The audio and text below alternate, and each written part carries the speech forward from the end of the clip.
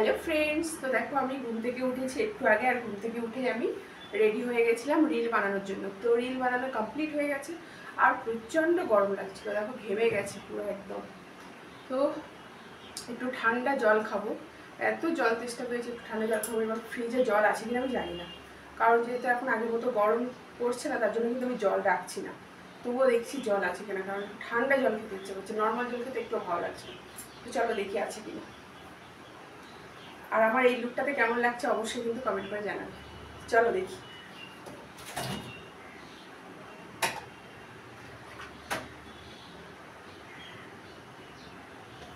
হ্যাঁ, এই যে আছে, এইটুকু আছে। পুরো বোতলগুলো খালি পড়ে আছে, আমি রাখছি না জল, যেহেতু গরমটা একটু মানে গরম নেই, একটু ঠান্ডা ঠান্ডা আছে। কিন্তু যেহেতু রিল বানাচ্ছিলাম তার জন্য প্রচণ্ড গরম লেগে গেছে। তো জল তো খেতেই হবে, ঠান্ডা জল ছাড়া ভালোই লাগে না। তো এইটুকুতে হয়ে যাবে অবশ্য।